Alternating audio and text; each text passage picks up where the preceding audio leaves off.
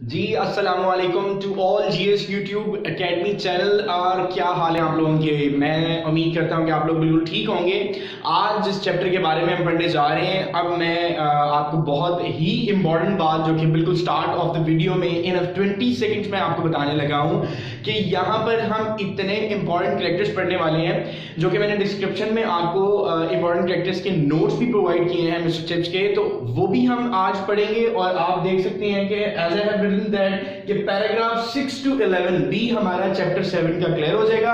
और आज वीडियो के एंड पर हम लोग ये चैप्टर को वाइंड अप कर चुके होंगे और मैं मजीद 2 से 3 शॉर्ट क्वेश्चन जो आपके बोर्ड में 2022 में बोर्ड एग्जाम में बहुत ज्यादा इंपॉर्टेंट है, तो stay with me, stay very concentrated so that आपको मेरे लेक्चर का बहुत जबरदस्त किस्म का फायदा भी और समझ भी आए। और यहाँ पे आप देख सकते हैं कि अब हम मिस्टर चिप्स की वीडियो 16 पर आ चुके हैं और ये English novel second year mister Chips पढ़ रहे हैं। As I written on the board की important characters students with mister Chips. अगर आप कैरेक्टर्स की बात करें और स्टूडेंट्स की बात करें तो एक ही बात है, क्योंकि ब्रुकफील्ड के अंदर जो हम कैरेक्टर्स पढ़ रहे हैं वही हमारे स्टूडेंट्स हैं ब्रुकफील्ड के जो मिस्टर चिप्स के साथ मुंसलिक थे। So that's why I have written the word with mister Chips. और अगली हम बात करें तो some events remembered by Mister Chips. इस चैप्टर के अंदर आप ये जरूर बहुत डिटेल से पढ़ने वाले हैं, because I am gonna translate that whole chapter. जब तक वो एंड नहीं होगा तो हम ये भी पढ़ेंगे कि किस तरह अहम वाकयात, जो कुछ वाकयात वो सोचता है, अपनी मेमोरी में लेकर आता है और उसके बाद वो इस चैप्टर में आपको क्लियर करेगा। War at Brookfield. अब वॉर कौन सी हुई ये भी हम इस चैप्टर में पढ़ेंगे। रिमेंबरिंग मेमोरीज थॉट्स, मतलब वो जो उस वक्त सोच रहा था वही उसकी थॉट्स थी, वही उसकी मेमोरीज थी। जो वो सोच रहा था, वो जो सोच रहा था वो याददाश्त थी, वो उसकी यादें थी। और हमने इस चैप्टर के अंदर भी और लास्ट चैप्टर के अंदर भी रिकलेक्शंस का लफ्ज पढ़ा था जिस पर यादें लिखा हुआ था। राइटिंग टायर्ड हिम, अच्छा मतलब उसका मूड था कि वो किताब लिखे, मतलब एक नोटबुक है या एक रजिस्टर है उसके ऊपर वो लिखे, लेकिन उसको लिखना जो था वो थका देता था जिसकी वजह से उसने नहीं लिखा। Flavour is not lost. अगर वो इंपॉर्टेंस के साथ लिखे तो नॉट लॉस्ट, लेकिन यहां पे लिखा हुआ है फ्लेवर इज लॉस्ट। और अगर वो लिखे और लिखने के बाद वो थक जाए तो उसका कहना है, मिस्टर चिप्स का कहना है कि मैं जो है समझता हूं कि अगर मैं लिखूंगा तो उसका जायका खत्म हो जाएगा, मतलब जोको शोक, मतलब उसका जो एक फ्लेवर है लिखने का या मेमोरी का वो खत्म हो जाएगा। अगली बात उसने की है will someday arrange in a book. उसने ये जरूर इस पैराग्राफ की लास्ट लाइन में, चैप्टर की लास्ट लाइन में उसने बताया है कि बुक मैं जरूर कभी वक्त मिला तो लिखूंगा जरूर। और इसमें मैंने आपको एक छोटे से 3 कैरेक्टर्स और एक जंग के बारे में बताया है। Lily is something like Titus Livius, ये पूरा नाम है इसका। क्रॉमवेल रूल एट इंग्लैंड, इसने इंग्लिस्तान पर पूरी हुकूमत की थी। और यहां पे लिखा हुआ है कि वो फर्स्ट कमांडर था, मतलब सबसे पहला कमांडर था वो इंग्लिस्तान का। और ये Waterloo basically is the name of the war, so that's why I have written name of war. So let's start about this chapter. So paragraph 6 is let me look at first. तो हम ये देख रहे हैं the affair of Archer's resignation. This is your first character, so listen properly and carefully कि resignation जब Archer ने दी थी, फॉर इंस्टांस मिसाल के तौर पर अक्वायर बिजनेस, ये एक अजीब सी ही मामला था, यहाँ पर बिजनेस कारोबार को नहीं कहेंगे। That was and that affair about the rat that Dunster put in the organ. और शायद आपको वो एक मामला अफेयर याद हो ये जिसमें डंस्टर जो कि एक कैरेक्टर का नाम है, उसने चूहे को एक ऑर्गन में डाल दिया था, ऑर्गन गाह में। And loft wild old Ogilvie, ये भी आपका कैरेक्टर का नाम है, was dead and Dunster drowned at Jutland. मतलब जब आपने एक चीज नोट की होगी इस चिप्स के नॉवल में कि जब भी ये लोग कैरेक्टर्स के बारे में बताते हैं उसकी डाइट और उसकी बर्थ जरूर बताते हैं। तो आपने इस चीज को जरूर देखना है कि उन्होंने पहले बताया जी ऑगी वी जो है वो ओगिलवी जो है वो इस तरह था और इस तरह मर गया, फिर डांस्टर इस तरह था तो जटलैंड के अंदर वो मर गया, एक जगह का नाम है।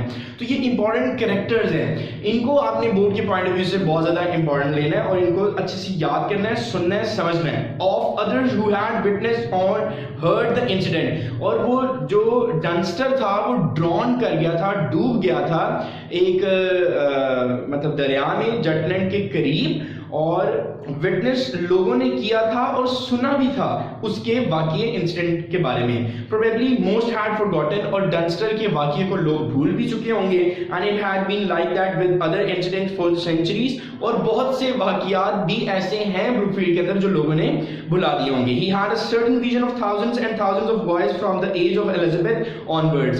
शायद आपको याद हो कि हमने बायोग्राफी के अंदर पढ़ा था कि एलिजाबेथ वो थी जिसके दौर में ब्रुकफील्ड बना था, तो उन्होंने कहा कि एलिजाबेथ के दौर से हजार और हजार बच्चे आते रहेंगे, मतलब ब्रुकफील्ड में पढ़ते रहेंगे ऑनवर्ड्स, डायनेस्टी अपॉन डायनेस्टी। यहाँ पर नस्ल की बात हो रही है, डायनेस्टी की। ऑफ मास्टर्स भी आते रहेंगे, long epochs of Brookfield history that had left not even a ghostly record. और ब्रुकफील्ड ने अपनी मतलब कि तारीख के अंदर बहुत से ऐसे स्टूडेंट्स को मतलब कि कैपेबल किया है, जो लोग जंग में चले गए, जो कमांडर बन गए, या जिन्होंने अच्छी तालीम हासिल करके अच्छी पोस्ट हासिल कर ली। ये जो मैं बातें कर रहा हूँ ये नोट्स के अंदर, कैरेक्टर्स के अंदर लिखा हुआ है कि पहले तो आप कैरेक्टर को डिफाइन करते हैं कि कैरेक्टर है क्या था, उसके बाद उसकी पोस्ट डिफाइन करते हैं, उसके बाद आप उसकी डेथ डिफाइन करते हैं कि जी वो मर गया था, इस दौर में वो आया, पैदा हुआ और उसने ये काम किया, उसको ये पोस्ट मिली ब्रुकफील्ड से पढ़ के, और उसके बाद वो इस दुनिया से चला गया। Brookfield history that had left not even घोस्टी रिकॉर्ड, यहां तक कि सुराग भी नहीं छोड़ा ब्रुकफील्ड की तारीख ने। Who knew why the old fifth form room was called the pit. अब कौन जानता है कदीम 5वीं क्लास, जो कि बहुत पुरानी क्लास थी, उसको द पिट क्यों कहा जाता है। अब द पिट बेसिकली गहरा गड्ढा कहा जा रहा है, मतलब एक डीप होल की बात हो रही है। अब वो अगले पैराग्राफ में वो बता रहा है कि डीप होल क्या है। There was probably a reason to begin with but it had since been lost. गालिबन उस कमरे को द पिट कहते थे, लेकिन इस वजह से, लेकिन उस वक्त ये खो गई थी, मतलब इसकी मेमोरी, इसकी याद उस वक्त नहीं आई, मतलब मेमोरी लॉस्ट हो गई। और like the lost books of Livy, I have just written Livy, Titus Livius है, और टाइटस लिवियस के बारे में हम थोड़ा सा और देखें कि ये एक रोमन का तारीखदान था। मतलब you have listen about scientist, तो there is an historian also, historian man को तारीखदान भी कहते हैं। इसकी किताब हिस्ट्री ऑफ रोम 142 जिल्दों पर मुश्तमिल थी, जिसमें से अब सिर्फ 35 किताबें हैं, मतलब 142 वॉल्यूम्स थी, और जिसमें से अभी 35 रिटन है। मतलब हिस्टोरियन ने जिसका नाम है टाइटस लिवियस, उसने कोई 142 वॉल्यूम्स बनाए थे हिस्ट्री के, और अब जस्ट 35 हैं, रह गए हैं। And what happened at Brookfield when Cromwell fought at Naseby, मतलब कि जगह की बात कर रहे हैं कि एक जो कमांडर था क्रॉमवेल, जिसने इंग्लिस्तान पर रूल किया था, और कि जो कि फर्स्ट आपका कमांडर था इंग्लैंड का, वो लड़ा Naseby Creek nearby, and how did Brookfield react to the great scare of the 1945 की वो बात कर रहे हैं, जब जंग हुई थी। Was there a whole holiday when news came of Waterloo? जब Waterloo एक जंग का नाम है, जब जंग बताई गई थी कि जंग होने वाली है, तो क्या ब्रुकफील्ड के अंदर छुट्टी दे दी गई थी, पूरा दिन छुट्टी हुई थी? And so on up to the earliest time that he himself could remember 1870, और 1870 पहले उसने बात की है जी 45, मतलब 1845 की, अब 1870 की बात कर रहा है कि शायद उसको याद हो, मिसिसिप्स की बात हो रही है, because we are written here कि वो अपनी मेमोरीज को रिमाइंड कर रहा है और अपने इवेंट्स को रिमेंबर कर रहा है। तो यहाँ पर वो कह रहा है कि शायद उसको याद हो इब्तदाई वक्त 1870 का, जब वेदर भाई उसे कहता था by way of small talk after their first and only interview. शायद आपको मैंने बायोग्राफी के अंदर वीडियो 1 के अंदर बताया था कि वेदर भाई ने इसका इंटरव्यू किया था, और फर्स्ट इंटरव्यू में उसने बताया था कि आपने बिल्कुल भी डिसिप्लिन पे कॉम्प्रोमाइज नहीं करना। तो ये वो वाली बात हो रही है। Looks as if we shall have to settle with the Prussians, इनको कहते हैं जर्मनियों को, मतलब जर्मनों को, जर्मनी में जो रहते हैं उनको जर्मनों कहते हैं। Overs one of these fine days, उसने कहा कि यार ये लोग अगर मसला हल नहीं कर रहे हैं तो हमें मसला हल करने की जरूरत है, तो हमें आगे आने की जरूरत है, ये वेदर भाई कह रहे हैं। When Chips remembered things like this, he often felt that he would write them down and make a book of them. I have just wrote that. ठीक है कि मैंने आपको ओवरव्यू दे दिया कि उसने कहा कि हो सकता है कि एक दिन मैं अपनी मेमोरीज को लिखूं, लेकिन write them down and make a book of them. And during his years at Mrs. Wickets के ज़माने में, मतलब जब वो लैंडलेडी के घर में रहता था, he sometimes went even so far as to make the dysentery बेतरतीब। आपने ना एक नोटबुक पकड़ ली, मतलब मिस्टर चिप्स ने एक नोटबुक पकड़ी और बेतरतीब उसने लिखना शुरू कर दिए हैं वाक़ियात। उसको नहीं पता था कि इनको क्या सीक्वेंस देना है क्या नहीं देना, तो उसने एक कॉपी पकड़ी और कॉपी पर लिखने लगा, नोटबुक पर वो पेन डाउन करने लग गया उन चीज़ों को। But he was soon brought up against difficulties, the chief one being that writing tired them। ठीक है, उसके अंदर प्रॉब्लम्स आई लिखने में, उसको प्रॉब्लम आई, उसने एक नोटबुक ली और उसमें लिखना शुरू किया। तो सबसे बड़ी जो प्रॉब्लम आई, यहाँ पर चीफ वन लिखा हुआ है, सबसे बड़ी जो प्रॉब्लम आई वो ये थी कि जो लिखना था उसको थका देता था। This one is also the most important question for the board कि आपको लिखना क्यों थका देता था, क्या आप अपनी मेमोरीज को लिखना चाहते थे या etcetera etcetera. These two questions would be the answer, their answer would be the same। तो आपने ये देखना है कि मैंने आपको बताया था कि वीडियो के एंड पे हम देखेंगे, तो ये आपका बहुत इंपॉर्टेंट क्वेश्चन है। इंपॉर्टेंट कैरेक्टर्स के साथ इंपॉर्टेंट क्वेश्चन ये भी है कि आपको लिखना क्यों थका देता था। अच्छा, बोथ मेंटली एंड फिजिकली, ये नहीं कि वो उनका सिर्फ हाथ फिजिकली थक जाता था, मेंटली भी वो टायर्ड हो जाते थे, ज़हनी तौर पर भी वो थक जाते थे। somehow to his recollections, that's what I just have discussed before कि memories और thoughts और recollections को एक ही बात कहते हैं। somehow to his recollections lost much of their flavor। उसने कहा कि अगर मैं कुछ लिखूंगा तो that's mean कि मैं अपना जो भी मेरी मेमोरीज है उनका फ्लेवर मैं खो दूंगा, मतलब जायका खो दूंगा, मुझे मजा नहीं आएगा लिखने में। When they were written down that story about Rushton is also one of the character and sack of potatoes for इंसान मिसाल के तौर पर it would be seen quite tame in print। अगर मैंने रस्टन की जो बोरी वाली एक इंसिडेंट है वो लिखना चाहा तो हो सकता है कि उसका जो एक फ्लेवर है वो मैं खो दूं जब उसको छाप दिया जाएगा। तो यहाँ पर खोने से मुराद क्वाइट टेम लिखा हुआ है कि वो रूखी सूखी हो जाएगी, मतलब मजे की नहीं लगेगी कहानी। उसने कहा Lord how funny it had been at the time.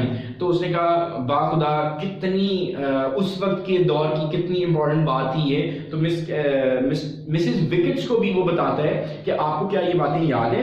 It was funny to be remember it's though perhaps if you didn't remember Ruston. तो ये तो बहुत मजाकिया एक बात होगी, मिसेस विकेट्स को कह रहे हैं कि अगर आपको वो याद नहीं है बातें। And who would anyway after those years, और किसको याद रहेंगी क्योंकि इतने साल गुजर गए हैं। It was such a long time ago, काफी देर के बाद है। Mister wicket, did you ever know a fellow named Rustin? क्या आपको याद है कि उस जमाने में एक रस्टन नामी बंदा भी होता था। Before your time, I dare say went to Burma in some government job। आप मुझे मतलब मैं जुर्रत कर रहा हूँ, ये जुर्रत कर रहा हूँ कि आपके दौर से पहले का रस्टन था जो कि एक गवर्नमेंट जॉब करता था। Or was it Borneo? Very funny fellow Rushton। उसने कहा कि क्या वो Borneo था। This one is also one of the important character और Rushton भी। And there he was bringing again before the fire। Fire मतलब आपको बताया था कि एक स्टडी रूम होता है, उसके ऊपर एक चिमनी मतलब जहाँ से एक धुआं निकलता है, वहां पर स्टडी रूम वो उस वक्त अपने आप को वार्म कर रहा था। तो उसने दोबारा से वो आके सामने जाकर बैठ गया।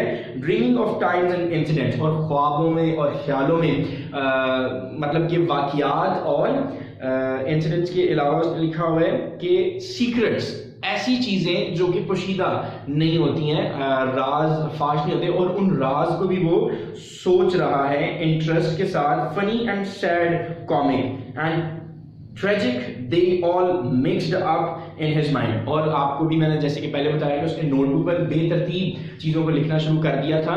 तो यहाँ पर भी वो यही कह रहा है कि बड़ा अजीब सा ही उसके साथ ट्रेजिक हो रही थी, अलगनाक, कॉमिक, सॉरी कॉमिक लफ्ज है तो उसे कहते हैं मजाहिया। उसको बहुत मजाहिया लग रहा था और ये सब कुछ मिक्सड अप हो गया था उसके माइंड में।